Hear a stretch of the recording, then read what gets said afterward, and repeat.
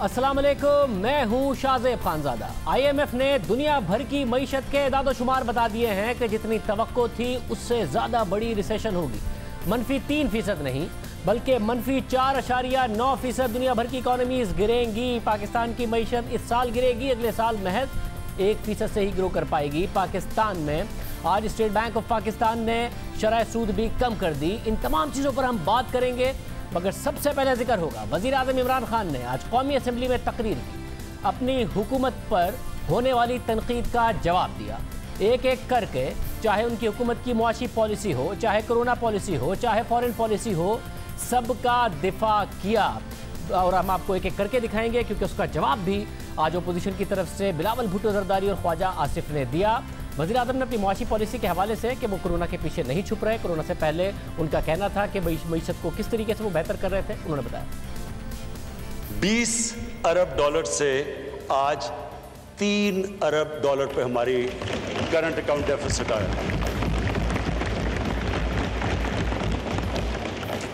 Primary deficit का मतलब ये कि आपने अपने खर्चे और अपनी आमदनी को बैलेंस, नुकसान में है, फायदे में है। प्राइमरी माइनस कर्जे, यानी जो आपने कर्जों की किस्तें अदा करनी है, जो कर्जे पिछलों ने लिए हुए थे। इस बारी हमारा प्राइमरी डेफिसिट सरप्लस पे तो नहीं आया, लेकिन लेवल हो गया। हमारा प्राइमरी डेफिसिट खत्म हो गया। टैक्स पे आ जाए जी। पिछले 3 साल में सबसे ज्यादा टैक्स इकट्ठा हुआ 17% पे। कोविड से पहले जब ये कोरोना वायरस की लॉकडाउन नहीं हुआ तो हमारा 17% हमारा टैक्स की ग्रोथ थी। हमारा नॉन टैक्स रेवेन्यू 33% बढ़ा। हमारी फॉरेन डायरेक्ट इन्वेस्टमेंट 1 अरब डॉलर से गई 2.1 अरब डॉलर पर डबल हुई फॉरेन डायरेक्ट इन्वेस्टमेंट। हमारी रेमिटेंसेस में 3% इजाफा हुआ। हमारी एक्सपोर्ट्स मार्च के अंदर जब ये कोविड से पहले जो हमारी एक्सपोर्ट्स थी, वो पिछले 10 साल में सबसे तेजी से ऑन अ मंथ बेसिस हमारी एक्सपोर्ट्स बढ़ रही थी।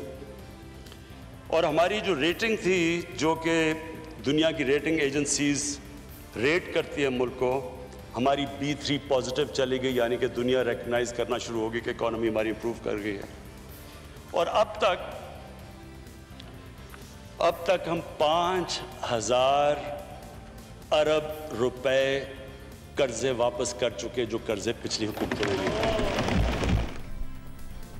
वज़ीर आज़म की तकरीर का बिलावल भुट्टो ने भी जवाब दिया। मईशत के हवाले से उन्होंने क्या बात की? सबसे ज्यादा कर्ज पाकिस्तान की तारीख में वजीर आज़म साहब की हुकूमत ने माशाल्लाह इकट्ठा किया है, और सबसे कम The lowest growth rate in the history of Pakistan. ये भी माशाल्लाह इस हुकूमत का कारनामा है। उनका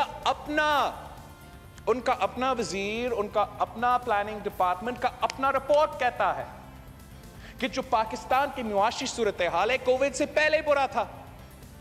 आपका अपना इकोनॉमिक सर्वे जो नेगेटिव 0.4% ग्रोथ का जिक्र करता है, जो हकीकत में नेगेटिव 2.2 का ग्रोथ है, वो लॉकडाउन का पहला का एनालिसिस था। लॉकडाउन इंप्लीमेंट करने से पहले ये रिपोर्ट का डाटा है। मतलब आप नेगेटिव ग्रोथ में थे लॉकडाउन से पहले। इसलिए हम कहते हैं कि आप कोरोना के पीछे छुपने की कोशिश कर रहे हो। अभी एक बहस है कि क्या वाकई कोरोना से पहले हुकूमत की मुआशी कारकर्दगी अच्छी थी और मईशत तरक्की की तरफ जा रही थी। वज़ीर आज़म ने कहा था कि 2020 तरक्की का साल होगा। इस हवाले से साबिक वज़ीर ख़जाना हफीज़ पाशा, जिन्हें खुद असद उमर हो या फिर हमाद रज़ा साहब हो, बार बार कोट करते रहे गुज़िश्ता हुकूमत की कारकर्दगी के हवाले से, उन्हें बहुत क्रेडिबल मानते हैं। उन्होंने हमारे प्रोग्राम में पिछले दिनों बताया कि 55 लाख अफराद पहले ही बेरोज़गार थे, कोरोना के बाद 70 लाख मजीद हो गए। 40% से गुर्बत की शरह पहले ही ऊपर जा चुकी थी कोरोना वायरस आने से पहले, जो 50% हो गई।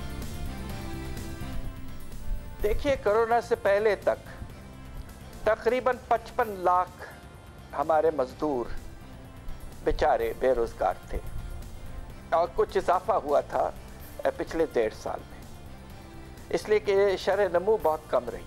जब सनती शोबा गिरता है तो तिजारत में कमी आती है, ट्रांसपोर्ट में कमी आती है, बैंकिंग कम हो जाता है, सब कुछ लिंक्ड है।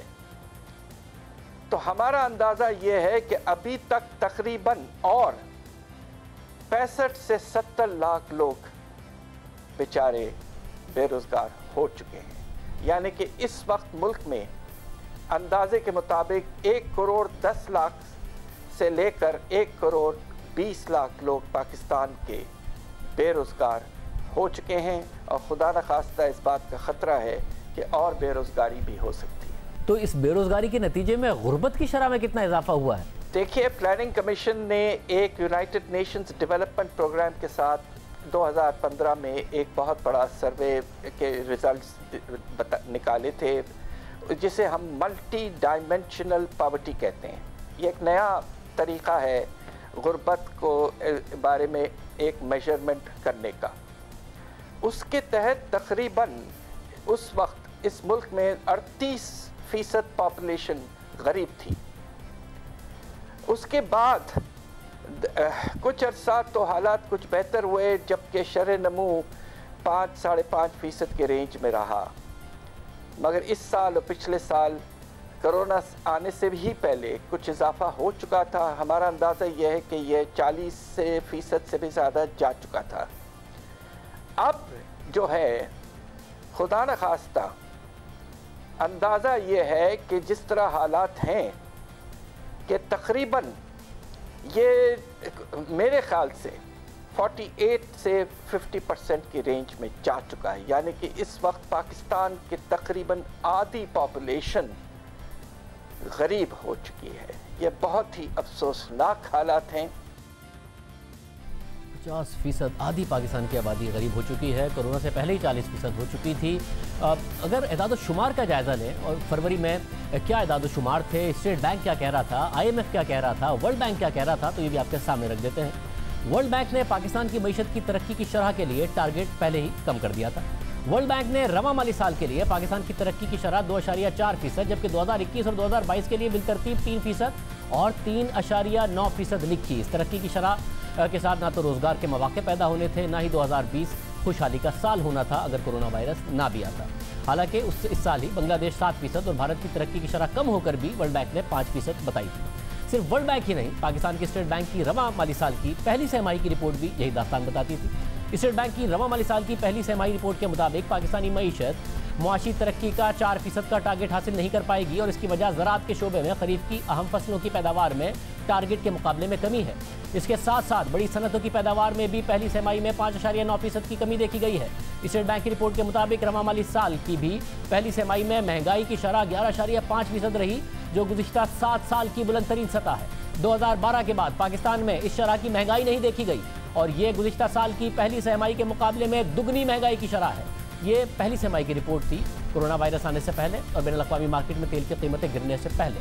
जनवरी 2020 में तो महंगाई 14.6% की सतह पर चली गई, जो गुज़िश्ता 12 साल की रिकॉर्ड तरीन सतह थी। ये भी कोरोना से पहले हुआ।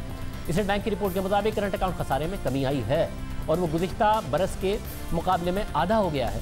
मगर इसकी वजह बरामदाद में इजाफा नहीं है, बल्कि दरामदाद में कमी है। दूसरी तरफ पाकिस्तान ब्यूरो ऑफ स्टैटिस्टिक्स के मुताबिक नवंबर के महीने में पाकिस्तान की बरामदाद में कमी आई, जिसकी वजह से रवा माली साल के कुछ पहले 6 माह में बरामदाद में इजाफे की शरह महज 3.2% रह गई। दिसंबर के महीने में बरामदाद एक दफ़ा फिर $2 अरब की सतह से नीचे गिर गई। IMF ने रवा माली साल के लिए बरामदाद का टारगेट $26.8 अरब रखा था। उसने भी अपनी रिपोर्ट में ये टारगेट कम करके $25.7 अरब कर दिया था। कोरोना वायरस के बाद मईशत बंद होने से टैक्स महसूलात में कमी आई है, मगर रवा साल के पहले 6 महीने में FBR टैक्स वसूली का हदफ हासिल करने में नाकाम रहा था। FBR का सालाना हदफ 5,503 अरब रुपए और 6 माह का हदफ 2,367 अरब रुपए था, जो नजरसानी के बाद सालाना हदफ 5,238 अरब रुपए और पहले 6 माह यानी जुलाई से दिसंबर का टैक्स वसूली का हदफ 2,198 अरब रुपए कर दिया गया था। मगर FBR यह हदफ भी हासिल नहीं कर पाया और 2,080 अरब रुपए ही जमा कर सका था। फिर जनवरी के महीने में मजीद टारगेट से 100 अरब रुपए कम ही इकट्ठे हुए थे, जिससे 7 माह के टैक्स अदाफ में कमी 387 अरब रुपए पर पहुंच गई थी। स्टेट बैंक की छमाही रिपोर्ट के मुताबिक मईशत में इस्तेहकाम आ रहा है, मगर इसके बावजूद सरमायाकारों और आवाम का मईशत में एतमाद कमज़ोर है। महंगाई की वजह से लोगों की आमदनी पर मनफी असरात पड़े हैं। ज़री मुबादला के ज़खायर में कमी का सिलसिला रुक ज़रूर गया है, मगर स्टेट बैंक के ज़री मुबादला के ज़खायर अब भी तसल्ली बख्श नहीं हैं। ये सब कुछ कोरोना वायरस से पहले के मामलात थे जो कि बताए जा रहे थे। और हफीज़ पाशा साहब की राय भी आपने सुनी। वज़ीर आज़म ने जो उन्हें सऊदी अरब से दूसरे ममालिक से कर्ज लेना पड़ा, उस हवाले से भी आज बात। हाल ये था शुरू में कि हमारे पास पैसे नहीं थे, जो लाइबिलिटीज़ थी, जो एक्सटर्नल लाइबिलिटीज़ थी, हमारे पास पैसे नहीं थे। स्पीकर साहब दुनिया में गए, अपने दोस्तों के पास गए, पैसे मांगने गए कि जनाब हमारे पास रिजर्व नहीं है, हमारी मदद करें। देखिए स्पीकर साहब, मैं इस मुल्क का सबसे बड़ा फंड रेजर हूँ, 30 साल से पैसे इकट्ठे कर रहा हूँ। मुझे कभी शर्म नहीं आई पैसे इकट्ठे करते हुए, जब मैं पाकिस्तानियों से पैसे इकट्ठे करता हूँ अपने मुल्क के लिए,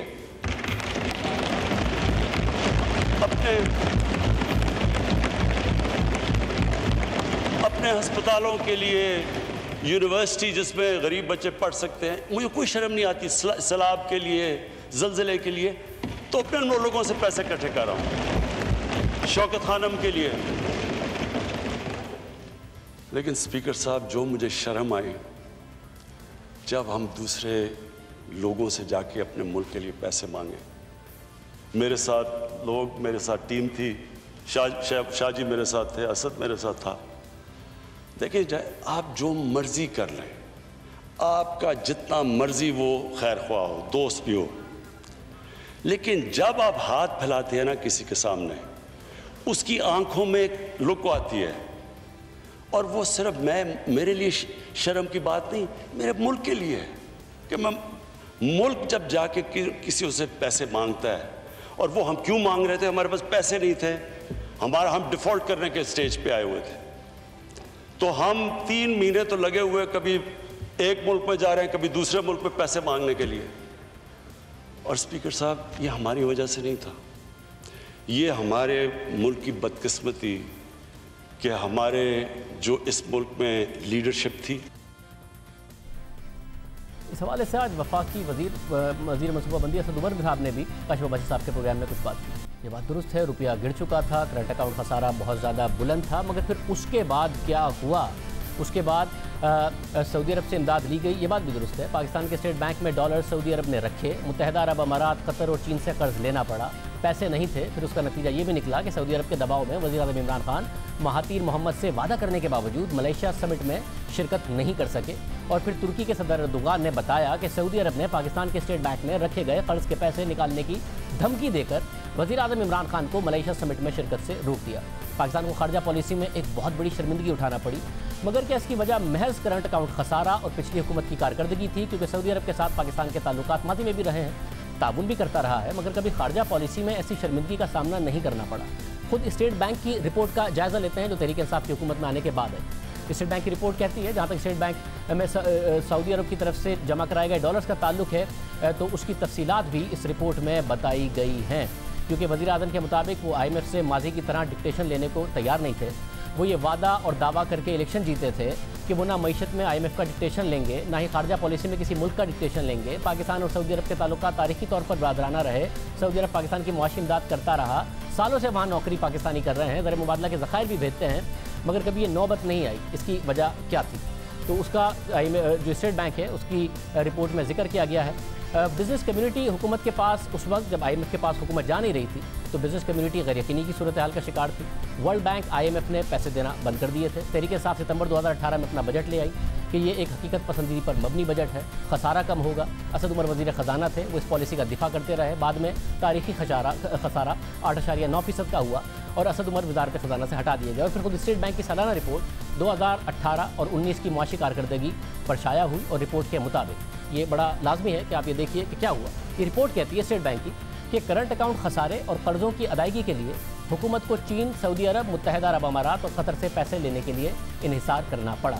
स्टेट बैंक की रिपोर्ट कहती है कि IMF के प्रोग्राम में जाने के फैसले पर गैर यकीनी की सूरत हाल की वजह से बहुत से इंटरनेशनल फाइनेंसिंग इंस्टीट्यूशंस ने पाकिस्तान को अपनी फाइनेंसिंग रोके रखी, जिसकी वजह से ज़र मुबादला के ज़खायर जो माली साल 2018 में 6.4 अरब डॉलर से गिरे, उनमें 2019 में 2.5 अरब डॉलर्स की मज़ीद कमी आई। मगर बिलाखिर पाकिस्तान ने माली साल 2019 के आखिर में IMF से 6 अरब डॉलर्स का मुआहदा कर लिया, जिससे पाकिस्तान की बैनुल-अक़वामी इदारों की फंडिंग और कैपिटल फ्लोज में बहाली हो सकती है।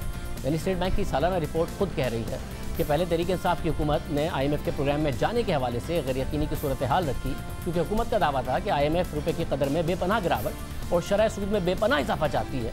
हम IMF का डिक्टेशन नहीं लेंगे, अपनी पॉलिसीज़ चलाएंगे। उस वक्त सवाल उठता रहा कि नून लीग IMF के प्रोग्राम में गई, पीपल्स पार्टी भी गई।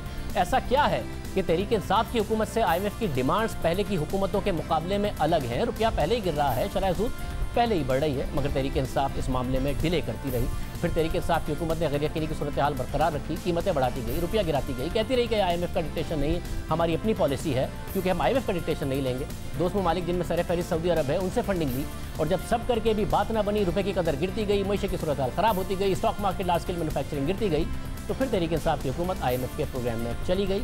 यानी IMF के प्रोग्राम में भी जाना पड़ा, रुपया भी गिराना पड़ा, शरह सूद मजीद बढ़ाई, IMF के प्रोग्राम में जाके और बढ़ाना पड़ा, बिजली और गैस की कीमतें मजीद बढ़ानी पड़ी। यानी IMF के प्रोग्राम में जाकर मुआशी पॉलिसीज़ का डिक्टेशन भी लेना पड़ा, सऊदी अरब और दोस्त ममालिक से फंडिंग भी लेनी पड़ी, खारजा पॉलिसी में डिक्टेशन भी लेना पड़ा। फिर पाकिस्तानी अवाम को भी खुद हुकूमत से नहीं, तुर्क सदर तैयब एर्दोगान के इंटरव्यू से पता चला कि सऊदी अरब ने पाकिस्तान को धमकी दी थी कि आप इसके स्टेट बैंक से पैसे निकाल लेंगे अगर वज़ीर आज़म इमरान खान मलेशिया में कॉन्फ्रेंस में गए। फिर वज़ीर आज़म इमरान खान ने आज कर्ज़ों के हवाले से भी बात की। 13 में 16 ट्रिलियन 16,000 अरब रुपए का कर्जा था। जब हमारी बारी आई तो वो टोटल लाइबिलिटी 30,000 अरब पे पहुंच गई। पहला साल जो हमने जितनी भी टैक्स कलेक्शन की, वो पहला साल वैसे ही मुश्किल था। आधा उसका चला गया इनके कर्जों की किस्तें, इनके लिए हुए कर्जों की किस्तें अदा करने में। खुद सोचे कि उसके बाद कितना पैसा रह गया सारा मुल्क चलाने के लिए। जो रिजर्व्स थे इनके 20 अरब डॉलर के रिजर्व्स थे, वो क्रैश करके 10 अरब डॉलर पे आ गए जब हमें गवर्नमेंट मिली। हमारी 10 सालों में लाइबिलिटीज गई 6,000 अरब से 30,000 अरब पे। लेकिन जो लोग ऊपर बैठे हुए थे, क्या उनको नहीं पता था कि ये मुल्क एक डॉलर इंपॉर्टेंट होता है? मईशत के हवाले से, कर्जों के हवाले से, रुपए को मसनूई तौर पर ऊपर रखने के हवाले से कल नून लीग के रहनुमा साद रफीक ने भी पार्लियामेंट में बात की। आपका बजट खसारा 7% है, हमारा आखिरी खसारा 4.9% है। हम मान जाते हैं कि हमने मसनूई तौर पे रुपए की कीमत बढ़ाई थी, हमने मसनूई तौर पे कारोबार का पहिया चला दिया था, हमने मसनूई तौर पे लोड शेडिंग खत्म कर दी थी, हमने मसनूई तौर पे सारे काम किए होंगे। मोटरवेज भी मसनूई बना दी होंगी, पर बन गई थी, एयरपोर्ट भी बन गए, एक्सप्रेसवेज भी। आप भी मसनूई तौर पे कुछ कर लेते, आपसे तो मसनूई तौर पे भी कुछ नहीं हुआ। आपके 2 साल में आपने हमारे 5 साल जितना कर्ज लिया। हमारा कर्जा तो लगा हुआ नजर आता है, जगह जगह पे उसके आसार और निशान है। आपने ये कर्जा लेके कहाँ रखा है? अगर कल किसी ने आपसे पूछा रसीदा कढो, हिसाब दो, तो क्या करेंगे? तो फिर रसीदें दिखानी पड़ेगी ना, फिर हिसाब भी देना पड़ेगा। तो ये आपके हालात हैं। मैं आपसे सिर्फ ये अर्ज करना चाह रहा हूं कि 1 करोड़ घर आपने क्या देने थे और 50 लाख नौकरियां क्या देनी थी।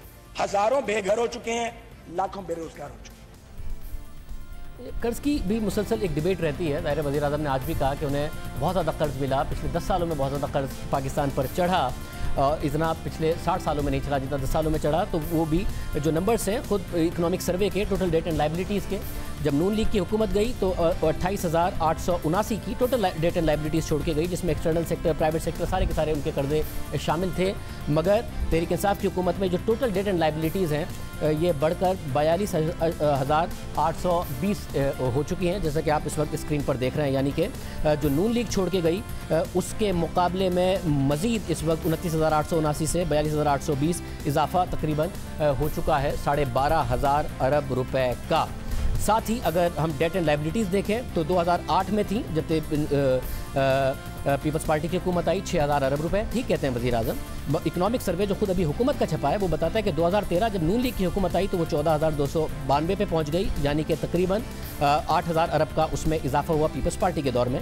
फिर नून लीग के दौर में 24,953 पर पहुंच गई 2018 में, यानी नून लीग ने इसमें मजीद तकरीबन 10,500 अरब रुपए का इजाफा कर दिया। मगर सिर्फ तहरीक इंसाफ के 19 महीने में ये 24,953 से 35,207 अरब रुपए पर पहुंच गई हैं, यानी कि तकरीबन 10,200 अरब रुपए का इजाफा हो चुका है। जितना इजाफा 5 साल में नून लीग की हुकूमत ने किया, इतना इजाफा पिछले 19 माह में तहरीक इंसाफ की हुकूमत में हो चुका है, क्योंकि रुपी डेप्रिसिएशन उनकी हुकूमत पर भी अप्लाई करती है तहरीक इंसाफ, तो रुपी डेप्रिसिएशन को मिलाकर यानी अगर इसी ट्रेंड के साथ चलते रहे तो पिछले 70 सालों में इतना कर्जा नहीं होगा जितना कि तहरीक इंसाफ के 5 सालों में हो जाएगा। बाद IMF की रिपोर्ट भी आई है और IMF की रिपोर्ट एक इंटरेस्टिंग बात कहती है। उसके मुताबिक 4.9% अब दुनिया भर की मईशत 2020 में गिरेगी, मगर 2021 में उसमें बहुत तेज़ी से रिकवरी आएगी, 5.4% से ग्रो करेगी।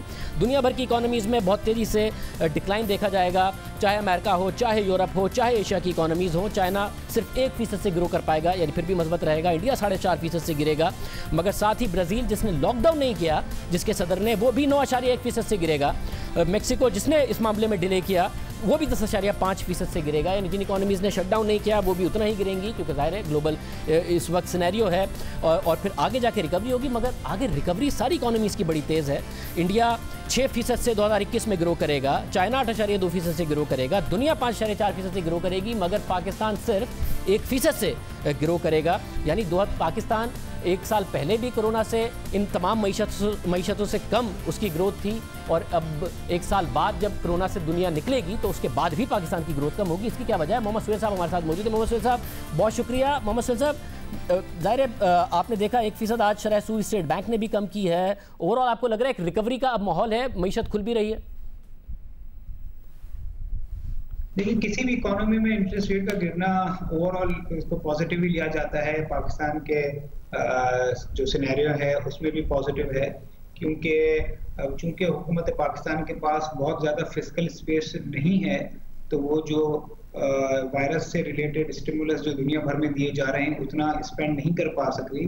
तो ऐसे माहौल में सबसे बड़ा स्टिमुलस जो पाकिस्तानियों को या पाकिस्तान के बिजनेस मैन को और इंडस्ट्रियलिस्ट को मिल रहा है वो यही है कि इंटरेस्ट रेट जो है जो 13 से 7% कर दिए गए हैं। तो मेरे ख्याल में इस तनाजुर में तो ये पॉजिटिव है। जहाँ तक आपका दूसरा सवाल है कि मईशत पे असर क्या होगा, देखिए ये मईशत को बेहतर करने की ही कोशिश है, मगर जो कल IMF की इकोनॉमिक आउटलुक आया है और जो पाकिस्तान में लॉकडाउन की सिचुएशन है, ना सिर्फ पाकिस्तान में बाहर, तो लग रहा है कि अगला साल भी पाकिस्तान के लिए बहुत ही कठिन होगा और ग्रोथ थोड़ी सी भी लाने के लिए पाकिस्तानी हुकूमत को भी बहुत मेहनत करनी पड़ेगी और जो लॉकडाउन की अनसर्टेनिटी है उसको भी जल्द खत्म होना होगा। मगर सुहेल साहब, जब दुनिया की रिकवरी की बात होती है, एक तो कोरोना से पहले दुनिया से कम तरक्की कर रही थी पाकिस्तान की मईशत, कोरोना आया और अब कोरोना के बाद जब दुनिया की मईशत की बेहतरी है, अगर ये अनसर्टेनिटी खत्म होती है, कोरोना के मामला ठीक होते हैं, तो दुनिया बहुत तेज़ी से रिकवर करती नजर आती है। चाहे वो यूरोप हो, अमेरिका हो, एशिया हो, मिडिल ईस्ट हो या फिर एशिया की दूसरी इकोनॉमीज़ हो, यहाँ तक कि जो लो इनकम डेवलपिंग कंट्रीज़ हैं जिनका डिक्लाइन डायरेक्ट कम है, पाकिस्तान की तरह 1% का है, पाकिस्तान का डिक्लाइन इतना बड़ा नहीं है दूसरी मईशतों की तरह, वो भी 5.2% से ग्रो करते नजर आते हैं। ये पाकिस्तान सिर्फ 1% अगले साल में क्यों ग्रो करेगा? पाकिस्तान की ग्रोथ क्यों नहीं है तेज, टर्न अराउंड क्यों नहीं होगा? रिकवरी हमारी इसलिए स्लो होगी कि हमारे फंडामेंटल इश्यूज जो हैं इकोनॉमी के वो अभी तक बरकरार हैं। हमारी एक्सपोर्ट्स ना होने के बराबर है, हमारा रेवेन्यू कलेक्शन बहुत कम है, हमारे यहाँ इन्वेस्टमेंट टू GDP बहुत कम है, और सबसे बड़ा जो मुझे खतरा लग रहा है, जो स्टेट बैंक ने आज अपनी मॉनेटरी पॉलिसी में शायद उसको आउटलुक को स्टेबल बताया है, हमारा एक्सटर्नल अकाउंट बहुत वल्नरेबल है। जो रिजर्व्स में हम बैठे हैं वो बहुत ही कम है और उसमें भी बैंकों से स्वैप्स किए हुए हैं। तो आपके सवाल का जवाब ये है कि रिकवरी हमारी इसलिए स्लो होगी कि हमारा जो फंडामेंटल इशू है इकोनॉमी का वो बरकरार है। हमें ये नहीं भूलना चाहिए कि कोरोना से पहले भी पिछले 2 साल जो थे हम पूरी दुनिया में या रीजन में बहुत ही नीचे थे। उसकी वजह ये है कि ओवरऑल फंडामेंटल इशू हमारी इकोनॉमी का बरकरार है। और एक और जो चीज़ है जो इन्वेस्टमेंट एनवायरनमेंट को असर कर रही है और जो इंटरेस्ट रेट गिरने के बावजूद भी हर्डल साबित होगी, वो ओवरऑल इन्वेस्टमेंट एनवायरनमेंट जो है पाकिस्तान में वो थोड़ा खौफ का है। आप भी जानते हैं, हम भी जानते हैं कि पिछले 2 साल में कोई 4 बड़े सेक्टर्स के अगेंस्ट इंक्वायरियां शुरू हुई हैं। तो जब एक ऐसे माहौल में कि जब इंडस्ट्रियलिस्ट के खिलाफ किसी भी वजह से अगर इन्वेस्टिगेशन हो रही होगी तो इंटरेस्ट रेट अगर 17% हो और फिर 5% हो जाए तो वो 2 दफ़ा सोचेगा कि क्या मुझे मजीद इन्वेस्टमेंट करनी है कि नहीं। तो मेरे ख्याल में एक तरह मैंने कहा कि ओवरऑल हमारा पिछले काफ़ी सालों से एक फंडामेंटल इकोनॉमिक इशू है, इसकी वजह से रिकवरी स्लो होगी। और दूसरा जो प्रिवेलिंग इन्वेस्टमेंट एनवायरनमेंट है वो भी थोड़ा सा हर्डल है इकोनॉमिक रिकवरी। अगर मोहसिन साहब, जब शुरू में हुकूमत आई, ज़रा नैब की तरफ से प्राइवेट सेक्टर को बहुत ज़्यादा शिकायत थी कि वो तंग करता है, फिर हुकूमत ने इंटरवीन किया कि ये प्राइवेट सेक्टर को नैब नहीं तंग करेगा। अब जहाँ तक ये दूसरे मामलात हैं, अगर शुगर कार्टेल ने ये काम किया है तो कार्रवाई तो होगी ना अगर शुगर मिलर्स के खिलाफ। ये कैसे हो सकता है कि कार्रवाई ना हो? तो अकाउंटेबिलिटी तो बहरहाल होगी।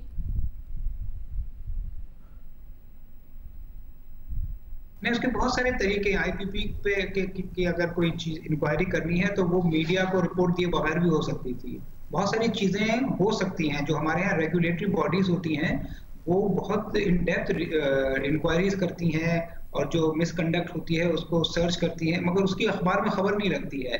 अब तो कोई चीज साबित होती नहीं है, पहले मीडिया में खबर लग जाती है। तो अगर एक बैंकर होगा, उसको लोन देना है आईपीपी को, तो वो जब इतनी बुरी खबर देखेगा कि यार आईपीपीज जो हैं बंद हो जाएंगे, आईपीपीज को प्रॉफिट दोबारा रिटर्न करना पड़ेगा, आईपीपीज ने नाजायज प्रॉफिट कमाया है, तो वो 2 दफा सोचेगा लोन देते हुए। तो मेरे ख्याल में अकाउंटेबिलिटी बिल्कुल होनी चाहिए, मगर जिस तरीके से पाकिस्तान में उसको फैलाई जाती है बात, तो वो कॉन्फिडेंस को शेक करती है। और शाहज़ भाई, आपको पता होगा बहुत सारे सर्वेज होते हैं। जो एक सर्वे है जो स्टेट बैंक ऑफ पाकिस्तान करता है, वो भी आप देखें तो पिछले 4-5 साल में जो बिजनेस कॉन्फिडेंस है वो एक तेजी से नीचे आया है। और उसमें बेशुमार फैक्टर्स होते हैं, और एक फैक्टर ये भी होता है कि लोग जो हैं इस इंक्वायरीज की वजह से खौफजदा हो जाते हैं।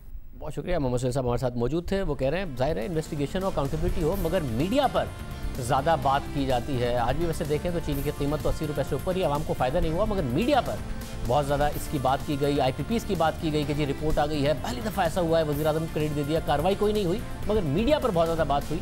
जिसकी वजह से वो कह रहे हैं कि करें अकाउंटेबिलिटी, मगर बिजनेस सेंटीमेंट ख़राब हो रहा है कि बात मीडिया पर बहुत ज़्यादा की जाती है अकाउंटेबिलिटी से।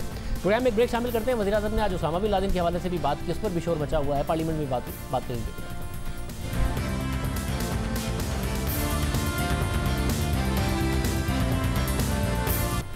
आज असेंबली की तकरीर के मुताबिक वज़ीर-ए-आज़म अपनी हुकूमती कारकर्दगी से मुतमईन हैं, उसकी मुआशी कारकर्दगी से मुतमईन हैं, कोरोना वायरस के खिलाफ अपनी हुकूमत की कारकर्दगी से मुतमईन हैं, अपोजिशन मुतमईन नहीं है। मगर फिर सवाल ये पैदा हो रहा है कि अगर सब अच्छा है तो वज़ीर-ए-आज़म ने अपनी काबीना को 6 महीने की डेडलाइन किस बात की दी है अपने वज़रा को कि वो कारकर्दगी बेहतर करें, अगर उनकी कारकर्दगी पहले ही बेहतर है। और दूसरी तरफ सुप्रीम कोर्ट ने कोरोना वायरस से मुतालिक खुद नोटिस केस की समाअत के दौरान हुकूमती कारकर्दगी पर कई खामियों की निशानदही कर दी। कोरोना वायरस की हिकमत अमली से लेकर मुआशी मामला, चीनी के बहरान, गंदुम के बहरान, लोड शेडिंग समेत हर मामले पर आज सवालात उठाए गए। समाअत के दौरान चीफ जस्टिस ने रिमार्क्स देते हुए कहा कि एनडीएमए के काम में शफाफियत नजर नहीं आ रही। मशरिक़े वुस्ता से आने वाले पाकिस्तानियों को कहां रखा जाएगा? 1000 से 1 लाख मजदूर मशरिक़े वुस्ता से वापस आ रहे हैं, 50,000 से, और 14 दिन के क्वारंटीन में रहने के बाद मजदूर क्या करेंगे? क्या हुकूमत के पास कोई प्लान है? चीफ जस्टिस ने रिमार्क्स दिए कि तालीमी इदारों से लोग फारिगुत तहसील हो रहे हैं, उनको खपाने का क्या तरीका है? हमारी सेहत और तालीम बैठी हुई है, कोई इदारा बज़ाहिर काम नहीं कर रहा है, हर इदारे में एनडीएमए जैसा हाल है। हुकूमत की मुआशी पॉलिसी क्या है? अगर हुकूमत की कोई मुआशी पॉलिसी है तो बताएं। हुकूमत का मुस्तकबिल का विजन क्या है वो भी बताएं। हुकूमत अवाम के मसाइल कैसे हल करेगी? चीफ जस्टिस ने रिमार्क्स दिए कि क्या अवामी मसाइल पर पार्लियामेंट में इत्तफाक़ राय है? टीवी पर बयानबाजी से अवाम का पेट नहीं भरेगा। अवाम को रोटी, पेट्रोल, तालीम, सेहत और रोजगार की जरूरत है। पेट्रोल, गंदुम, चीनी के बहरान हैं, कोई शख्स नहीं जो इस बहरान को देखे। चीफ जस्टिस ने रिमार्क्स दिए कि लोगों को बड़ी उम्मीद थी, इसलिए तब्दीली लाए। सियासी लोग एक दूसरे पर कीचड़ उछालने पर आ गए हैं। अटॉर्नी जनरल ने अदालत को बताया कि हुकूमत कानून के अंदर रहते हुए सख्त फैसले कर रही है। चीफ जस्टिस ने रिमार्क्स दिए कि पूरी हुकूमत को 20 लोग यरगमाल नहीं बना सकते। हुकूमत की अगर कोई ख्वाहिश हो तो हुकूमत को कोई रोक नहीं सकता। हुकूमत हर काम में कानून के मुताबिक एक्शन ले। अटॉर्नी जनरल ने जवाब दिया कि हुकूमत ऐसी ताकतों के खिलाफ सरेंडर नहीं कर रही। चीफ जस्टिस ने रिमार्क्स दिए कि लगता है नैब के मुतवाजी एनडीएमए का इदारा बन जाएगा। ये सारी चीज़ें अवाम और पाकिस्तान के लिए डिजास्टर हैं। लॉकडाउन के दौरान लोड शेडिंग किस बात की हो रही है? दुकानें और इदारे बंद हैं, फिर लोड शेडिंग कैसी? जिस मुल्क के लोगों को 18 घंटे बिजली नहीं देंगे वो बात क्यों सुनेंगे? जिनको रोजगार, सेहत और दीगर सहूलतें नहीं देंगे तो वो हुकूमत की बात क्यों सुनेंगे? हुकूमत ने अवाम के साथ अपना मुआहदा तोड़ दिया। आइन का मुआहदा टूटे बड़ा अरसा हो चुका है। लोग इंतजार में हैं कि उन्हें कब ये फल मिलेगा। ये फल चंद लोगों को मिल गया, पता नहीं इस फल से हम और आप फायदा उठा रहे हैं या नहीं। पार्लियामेंट को इस चीज़ का एहसास होना चाहिए। चीफ जस्टिस ने अटॉर्नी जनरल को मुखातिब करते हुए कहा कि हुकूमत से हिदायत लेकर बताएं कि क्या करना है। हर शहरी को बुनियादी सहूलियात मिलनी चाहिए, इस पर हुकूमत अपना प्लान दे। मुल्क में कोरोना की वबा चल रही है, जिस पर अटॉर्नी जनरल ने कहा कि कोरोना से निपटने के लिए कानून का मुसविदा बन गया है। आज बड़ी तफसीली समाअत हुई, हर मामले पर बात की गई, जिसका मुख्तसर अहवाल हमने आपके सामने रखा। वापस आएंगे वज़ीर आज़म की आज पार्लियामेंट की तकरीर पर, जिस पर उन्होंने अपनी हुकूमत का दिफा किया। साथ ही आज वज़ीर आज़म इमरान खान ने उसामा बिन लादेन को शहीद कह दिया। पहले कहा अमरीकियों ने उसामा बिन लादेन को मार दिया, फिर रुके और शहीद कह दिया। उसामा बिन लादेन को इन्होंने अमेरिकन ने आके एबटाबाद में मार दिया, शहीद कर दिया। उसके बाद क्या हुआ? सारी दुनिया ने हमें गालियां निकाली, बुरा हमें कहा, हमें बुरा भला कहा। यानी हमारा एहलाए हमारे मुल्क में आके मार रहा है किसी को और हमें नहीं बता रहा। और 70,000 पाकिस्तानी मर चुके हैं उनकी जंग के लिए। उसी वक्त ख्वाजा आसिफ ने नून लीग की तरफ से और फिर मुस्तफा नवाज खोखर ने बाद में पीपल्स पार्टी की तरफ से रद्द-ए-अमल दिया। उसामा बिन लादेन को आज शहीद डिक्लेयर कर दिया। ये आप निकाल लें, उसमें इन्होंने शहीद डिक्लेयर किया। वो बंदा इस सरजमीन के ऊपर दहशतगर्दी लेके आया था, वो अव्वल और आखिर दहशतगर्द था। उसने मेरे वतन को बर्बाद किया और ये उसको शहीद कह रहे हैं। और शहीद आप कह रहे हैं, लाया ज़ियाउल हक था, शहीद आप कह रहे हैं। आज इमरान खान साहब ने जो बयान दिया उससे काफ़ी हैरत हुई, अफसोस हुआ कि ये मुल्क आखिरकार किन के हाथों में थमा दिया गया है। आज जो गुफ्तगू थी खान साहब की, उससे तो यही अंदाज़ा लगाया जा सकता है कि खान साहब एक ऐसे फ्रेम ऑफ माइंड में है कि जहाँ पर वो मुल्क के लिए, इस रियासत के लिए एक नेशनल सिक्योरिटी थ्रेट बन चुके हैं। आज के बयान से कि उसामा बिन लादेन शहीद हैं, हम उन हज़ारों जो हमारे शहरी जाँ बहक हुए अलकायदा के हमलों में हमारे फोर्सेस के जवान शहीद हुए, आज हम उन्हें क्या जवाब देंगे? आज उन शहीदों के वर्सा को हम क्या जवाब देंगे? और फिर हम आज की जो नौजवान नस्ल है इस मुल्क में, उसको हम क्या पैगाम दे रहे हैं कि वो वही राह इख्तियार करें जो राह उसामा बिन लादेन ने इख्तियार की। हमें तालीम, तरबियत, साइंस, प्रोग्रेसिवनेस, हमें इन चीज़ों के ऊपर तवज्जो देनी है, ना कि उसामा बिन लादेन को शहीद बनाकर एक रोल मॉडल बनाकर इस कौम के नौजवानों के सामने पेश करना है। इस हवाले से भी एक तारीख है। वज़ीर आज़म ने दिसंबर में अमरीकी अखबार वॉशिंगटन पोस्ट को इंटरव्यू दिया। उस वक्त उनसे सवाल हुआ कि आपने क्यों उसामा बिन लादेन के कत्ल को कोल्ड ब्लडेड मर्डर कहा था, यानी बेरहमाना कत्ल उस वक्त कहा था जब उन्हें मारा गया। वज़ीर आज़म इमरान खान के वॉशिंगटन पोस्ट को दिए गए इंटरव्यू में उसामा बिन लादेन की अमरीकी ऑपरेशन में हलाकत के मामले पर बातचीत हुई थी और उस पर वज़ीर आज़म का जवाब उनके माजी के मौक़िफ़ से हट कर था। इस इंटरव्यू में वज़ीर आज़म इमरान खान से सहाफ़ी ने पूछा कि आपने उसामा बिन लादेन की मौत की मुखालफत की और उसे बेरहमाना कत्ल करार दिया, जिस पर वज़ीर आज़म इमरान खान ने कहा कि यह सिर्फ उसामा बिन लादेन का कत्ल नहीं था, बल्कि पाकिस्तान पर एतमाद ना करना था। ये बहुत तज़हीक आमेज़ था कि हम अमरीकी जंग में हिस्सा ले रहे थे और अपने जवानों और शहरियों की कुर्बानियों और दहशतगर्दों के हमलों को बर्दाश्त कर रहे थे, लेकिन इसके बावजूद हमारे इत्तेहादी अमेरिका ने हम पर भरोसा नहीं किया। अमेरिका को पाकिस्तान को बताना चाहिए था। इमरान खान ने कहा कि मैं नहीं जानता कि हम दोस्त हैं या दुश्मन। इसके बाद वज़ीर आज़म इमरान खान से सवाल पूछा गया कि अगर अमेरिका पाकिस्तान को बता देता तो फिर आपको एतराज़ नहीं होता, जिसमें वज़ीर आज़म इमरान खान ने कहा कि बिल्कुल मैं नहीं जानता कि ये बेरहमी से कत्ल वाली बात कहाँ से आ गई। इसके बाद वज़ीर आज़म इमरान खान से पूछा गया कि ये आपकी कही हुई बात है जो मीडिया ने रिपोर्ट की। इस पर वज़ीर आज़म इमरान खान ने जवाब दिया कि मुझे याद नहीं है, मगर मुझे ये याद है कि सिर्फ मैं ही नहीं, बहुत सारे पाकिस्तानी थे जो ये समझते थे कि उन पर एतमाद ना करके उनकी तस्वीर की गई और ये तासुर दिया गया कि हमने कोई साजबाज की हुई थी। वज़ीर आज़म इमरान खान ने इंटरव्यू में साफ अल्फाज में कहा कि उन्हें याद नहीं है कि उन्होंने कब उसामा बिन लादेन के कत्ल को कोल्ड ब्लडेड मर्डर करार दिया था, मगर वज़ीर आज़म इमरान खान उसामा बिन लादेन की हलाकत को कत्ल करार देते रहे हैं, एक कोल्ड ब्लडेड मर्डर कहते रहे। 8 मई 2011 यानी उसामा बिन लादेन की मौत के 6 दिन बाद इमरान खान का इंटरव्यू बरतानवी अखबार टेलीग्राफ में शाया हुआ और इस इंटरव्यू की सुर्खी है कि इमरान खान कहते हैं कि उसामा बिन लादेन के मामले पर पाकिस्तान की तस्वीर की गई और उसकी मौत कोल्ड ब्लडेड मर्डर। बरतानवी सहाफ़ी पीटर ओबोर्न ने लिखा कि इमरान खान ने अमरीकी फ़ौजियों पर इल्ज़ाम लगाया कि उन्होंने गैर मुसल्लह उसामा बिन लादेन को उनकी बीवी और बच्चों के सामने बेरहमी से कत्ल किया है।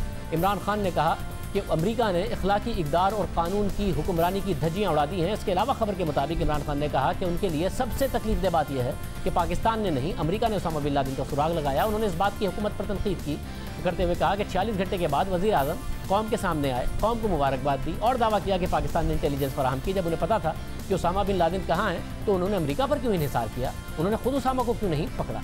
इमरान खान ने पाकिस्तान में उसामा बिन लादेन की हलाकत को बेरहमाना कत्ल उस वक्त करार दिया, और सिर्फ यही नहीं, उसामा की मौत के बाद भी उनसे पूछा गया कि वो उसामा को दहशतगर्द करार देते हैं या नहीं, तो उन्होंने तबसरे से इनकार कर दिया।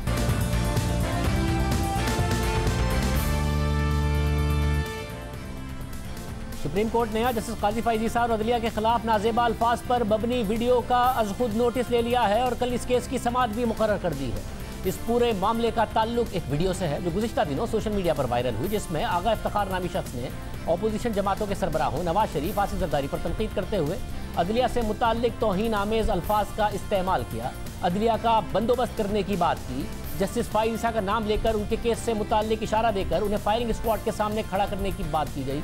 ये सब कुछ करने के लिए मजहब का सहारा भी लिया गया। इस पूरे मामले का सुप्रीम कोर्ट ने खुद नोटिस ले लिया है और अब कल सुप्रीम कोर्ट में इस केस की समाअत होगी।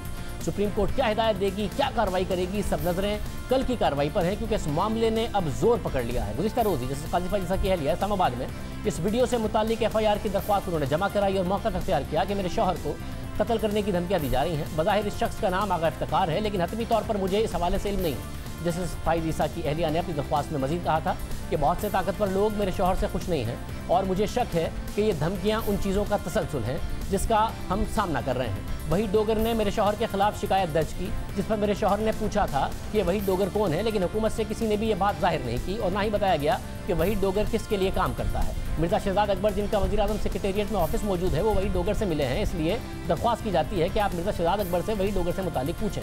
जस्टिस फाइज की अहलिया ने अपनी दरख्वास्त में मजीद कहा कि सुप्रीम कोर्ट के जज को कत्ल करने की धमकी देना दहशतगर्दी की बदतरीन किस्म है, इसलिए दरख्वास्त करती हूँ कि FIR दर्ज की जाए। अब ये समाअत कल होगी। हम ज़रा जाहिद गिशकोरी से पूछते हैं। जाहिद, बहुत शुक्रिया, क्या इस हवाले से मजीद तफसीलात है? जी शाज़ेब, बाकायदा तौर पर FIA ने इस मामले की तहकीकात शुरू कर दी हैं। एक पहले टीम भी बनाई गई थी। आज 3 अहम पेशरफ्त हुई थी इस सिलसिले में। इस्लामाबाद पुलिस ने तमाम जो उनके पास मवाद था वो साइबर क्राइम FIA को दे दिया था और उसके बाद एक बाकायदा तहकीकात शुरू की गई। उसके बाद कल एक अहम पेशरफ्त है जो कि हमारे ज़राए बता रहे हैं कि 2 अहम रिपोर्ट बनाई गई हैं जो कि इब्तदाई रिपोर्ट हैं, वो सुप्रीम कोर्ट ऑफ पाकिस्तान में चीफ जस्टिस के सामने रखी जाएंगी।